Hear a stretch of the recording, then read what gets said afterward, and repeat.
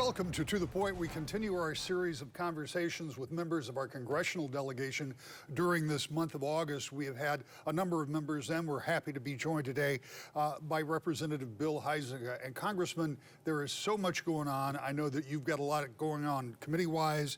I want to talk to you about the budget and the potential of what's going to happen. But first, something that took place this week.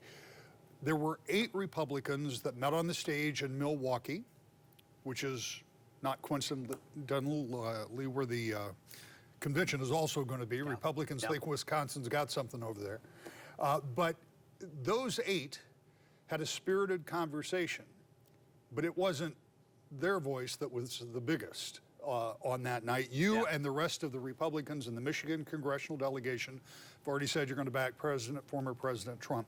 Give me your take on that debate to the degree that you had the chance to watch it, and what the former president's absence meant. I'm going to actually start with analysis from one of my kids, and here's why. They've grown up. He's off studying religion and wants to teach, and so politics isn't his thing. But I asked him. I said, "So, what'd you think of the debate?" And his reply, I thought, was very insightful, which was, well, there was one big elephant not in the room that night. Yeah. And that's exactly what you're alluding to. It clearly is President Trump in the lead. I don't think that anything is going to change on that. I do believe that some of those folks up there had better nights than others.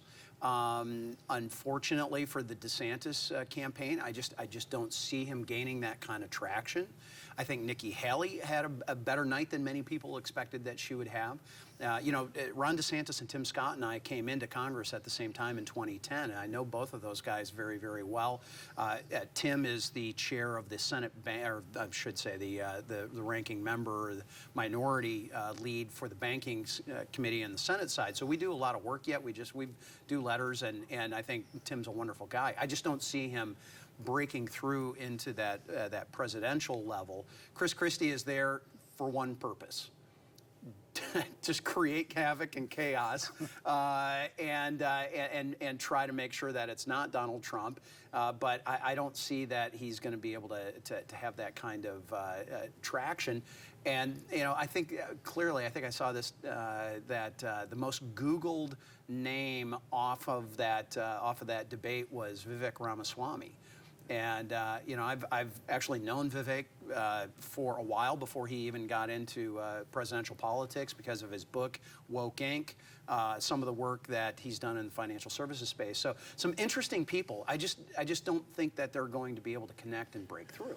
Well, at one point, Ron DeSantis was about 13 points behind Donald Trump. That has dropped way off now, and nobody is really making that dent. But you are no stranger to politics, and you're no stranger to elections. We know what happened in Michigan last year. We know what happened 2 years before that in Michigan. Are you concerned if Trump is the nominee that is a drag on some other races? Because this is a very important election cycle. I don't need to explain to you. I mean, you've got an open U.S. Senate seat, which is a very rare thing. Every member of Congress in the state is up, and every member of the state House significantly is up too. House and Senate. And that's important. Particularly from a Republican standpoint, where for the first time in 40 years you don't have control of something in Lansing. So if Trump is the nominee, is that good for the party, or is it a question? I think it's a little bit of a question mark, but I'm going to flip that coin around. What kind of liability is Joe Biden? Right? I mean, this is clearly someone who is not being charitable on his A game, both physically, and how he's expressing himself, how he's handling himself, but also on the policy side. Rampant inflation, 16% increase over the last 2 years in pricing, all those kinds of things that have been going on. So, and Nikki Haley talked about this in the debate. There is a significant number of people here in America that really don't want to redo the 2020 election. But that might be exactly what we end up doing. And I think as you look at what has emerged coming out of some of the FBI and the Department of Justice and those kinds of things. There's a lot of people very frustrated with what they view as the system being tilted against President Trump going back into that 2020 election. Clearly, we're going to be coming out of COVID, so all the COVID protocols that you didn't need to have a wet signature on a ballot application, for example, and mailing out these mass ballot applications to any potential voter. Some of those things are going to be by the wayside. Here in Michigan, though, we do have Prop 2 that passed that's going to change how we vote here. So, seeing Republicans figuring out how the new game is played. Early voting, getting out there, making sure that your base isn't waiting until Election Day. That, I think, is going to be really the thing that is going to be determinant as to whether we have a good Election Day or not.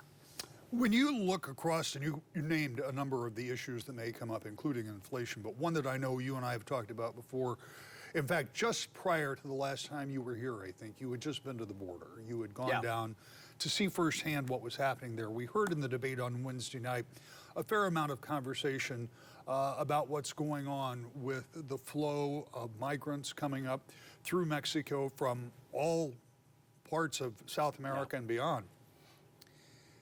But we've been hearing about it for 3 years. Is that going to rise to the level of being one of the primary issues, at least from a presidential standpoint? Yeah, I think the border is that writ large. Now, for some folks, that pulls in immigration. For others, it doesn't. I think the security side of our nation's borders certainly will be an important discussion in this campaign. I just read again for July, it was a 33% year-over-year increase on border incursions, and interestingly, Texas has gotten into the game very aggressively, even having some federal lawsuits against them, right? So where has that? Where have a lot of those crossings shifted? Over into Arizona. Why? Because look, coyotes and smugglers, they know where the weak points are.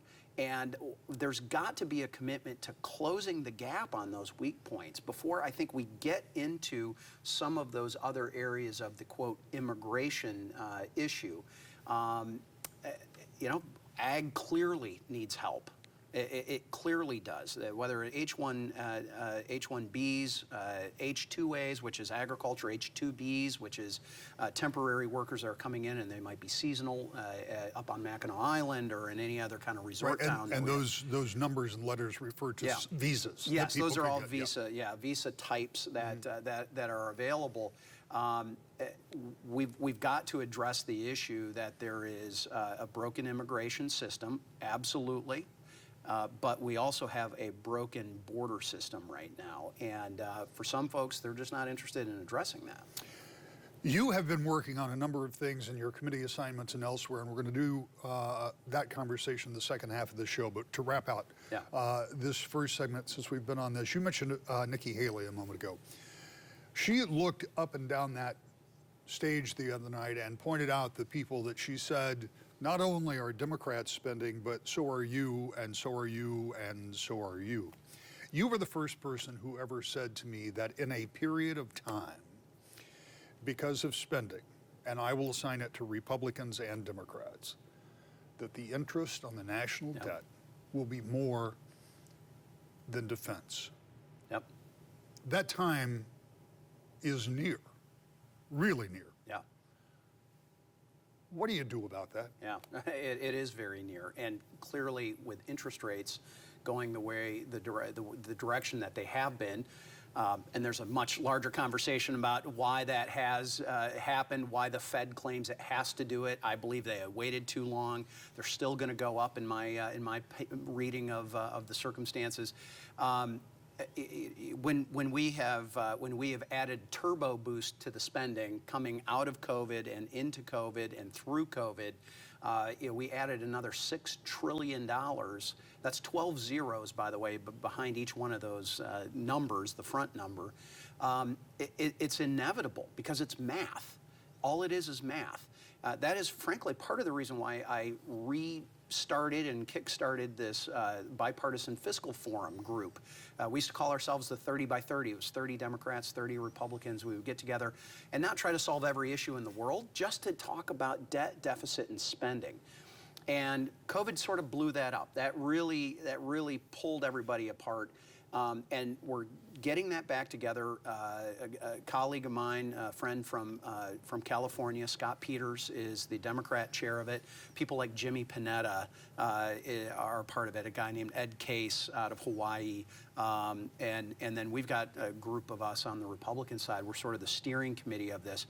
And we're trying to figure out those practical ways. And frankly, I think time has arrived again for a commission-type conversation that we have to raise this up. Because frankly, Rick, we still have what I called our debt deniers in government.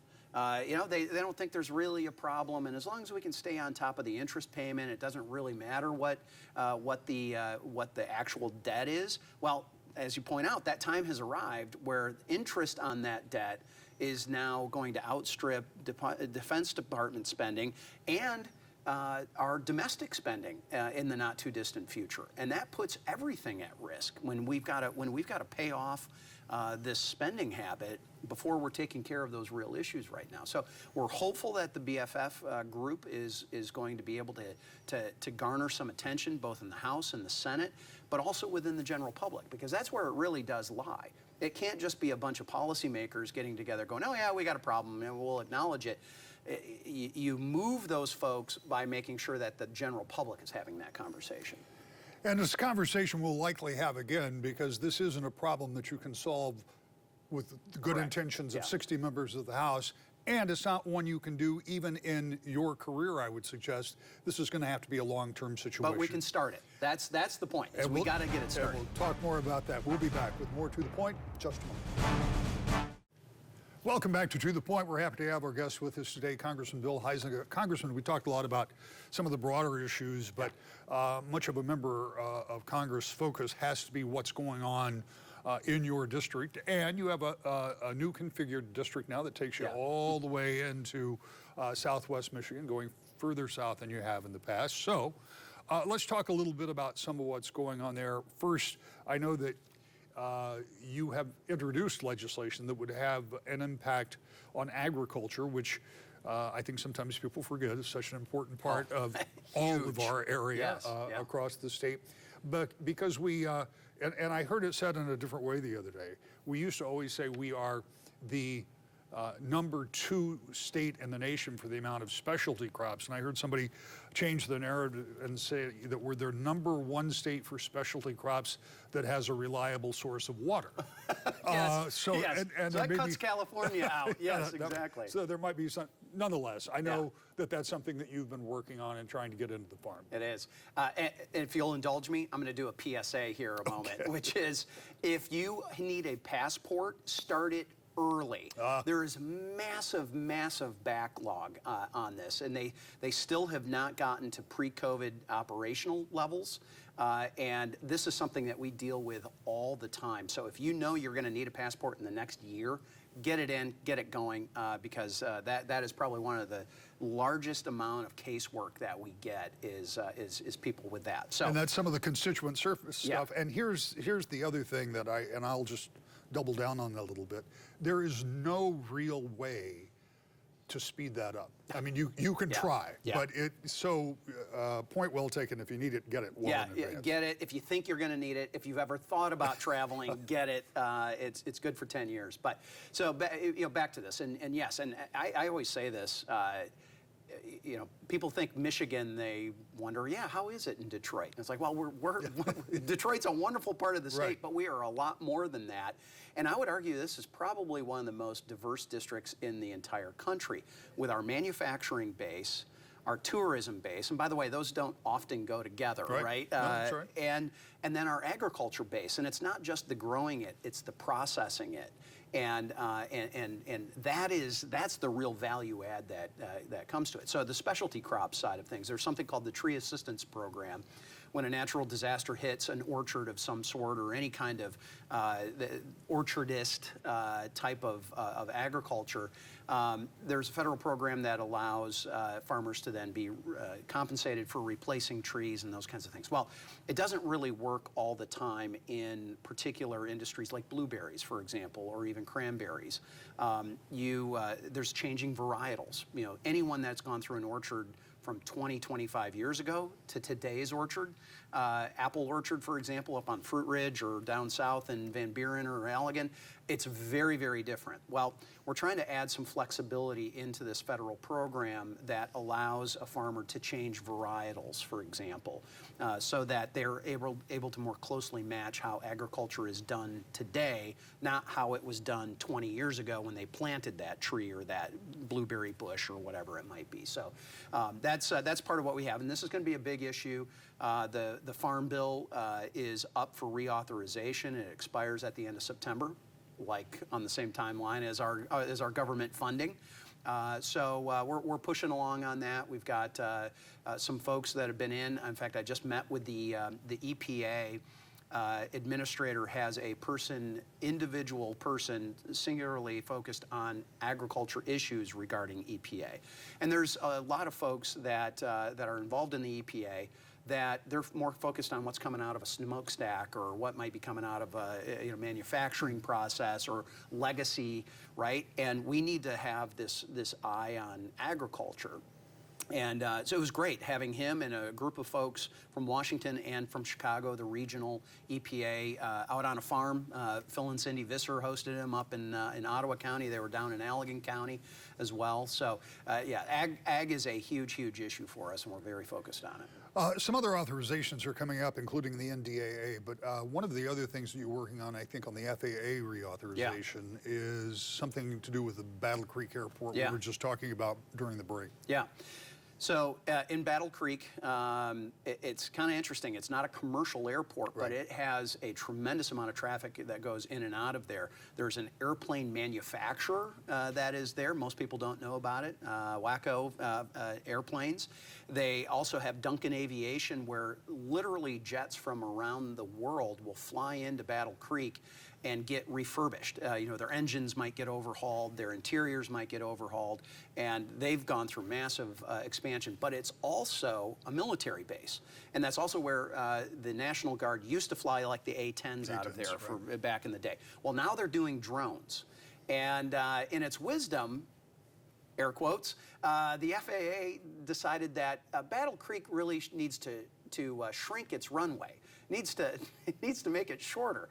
And it's like, what world are we in that you would spend money to shorten up and limit the capacity of something like that? And by the way, we're trying to expand both within NDAA and the FAA Battle Creek's military importance. They're flying drones out of there. We want to be able to do training out of there.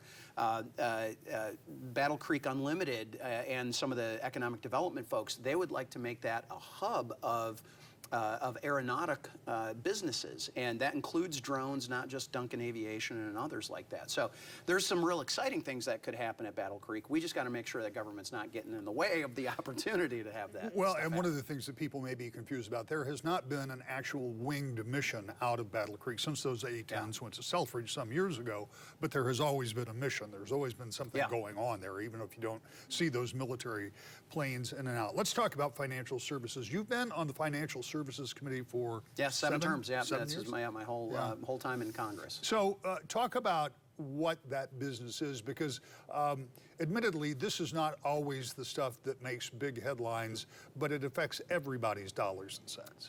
If you've got an account at a credit union or a bank, it affects you. If you have a credit card, it affects you. If you have a car loan, it affects you. If you have a mortgage, it affects you.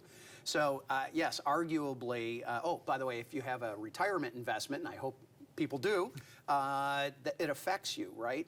The Securities and Exchange Commission, which oversees all of the publicly held companies, has a huge impact here in West Michigan and Southwest Michigan, throughout Michigan, right? You look at the number of publicly traded companies that are here. And what, Rick, the challenge is, especially under this current chairman, Gary Gensler, we have seen an out-of-control, run amok federal regulator here that is literally just making stuff up as to what their legal and their historical requirements and what their traditional role has been.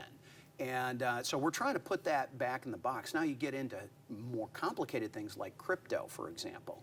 That all falls under that as well. So we're trying to battle back, make sure that Congress and the legislative process, both the House and the Senate, have their constitutional, not just duty, but our obligation fulfilled by being involved in that and figuring out what the role of regulation for crypto, for example, is, and have it be done by those of us that are actual policymakers, not a bureaucrat that taught classes on it, which he is. He's very smart on all these issues, but that's not his role. That's our role as legislators. How do you wrest that power back? Because there's always a little bit of push and shove between the administration and Congress, even if it's the same party. But in this case, it's a House divided and a very narrow division. Yeah, it is. And, if I have a criticism of previous Congresses, it's that we've been very quick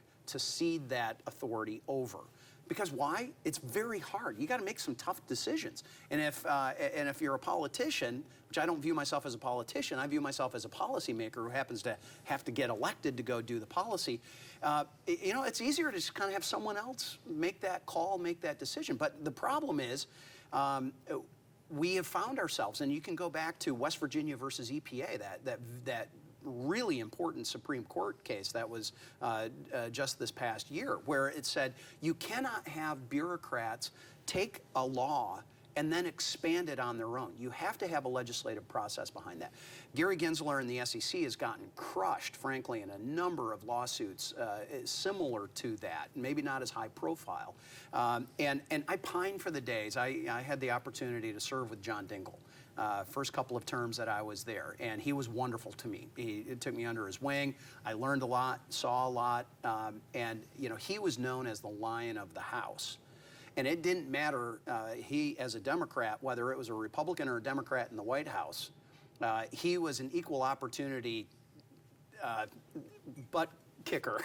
Let's put it that way, right? And he would go after those folks to say, no, that's not your constitutional lane. That's ours as the legislature. I wish we had more people embracing that in the House of Representatives and in the Senate these days. Always happens remarkable. We're almost out of time. In 60 seconds, give me your best guess, because you mentioned it earlier, you've got to come up with a new budget or a continuing resolution.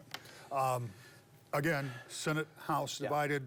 White House has said that there are a lot of things that they won't do. Do you get a new clean budget, or will it just be a CR? Now, well, if it is a CR that goes through January, this was part of the debt ceiling increase agreement, there is going to be a 1% automatic cut across the board. That's defense as well as all the other domestic. So one way or the other, we're going to be pruning back this spending. I would rather do it in a thoughtful manner and actually do it through the appropriations process, which unfortunately the Senate won't do that, and we in the House aren't going to be able to get through all 12 of those bills. There probably will be some sort of continuing resolution, and hopefully, though, we're going to be able to find some resolution to that, because I don't want to just codify Nancy Pelosi's priorities, which is what a continuing resolution would do, or a government, quote, shutdown would do. That's the wrong direction to go. Congressman, as always, thank you for being our guest. Come back and talk. We've got a lot more to talk. You got it. Thanks, Rick. Appreciate it. We'll be right back. That's all the time we have for this week's show. I hope you'll join us next week when we continue our conversation with your elected officials in Washington. That's when my guest will be Congressman Tim Walberg. We'll be here to keep you informed every week, to the point.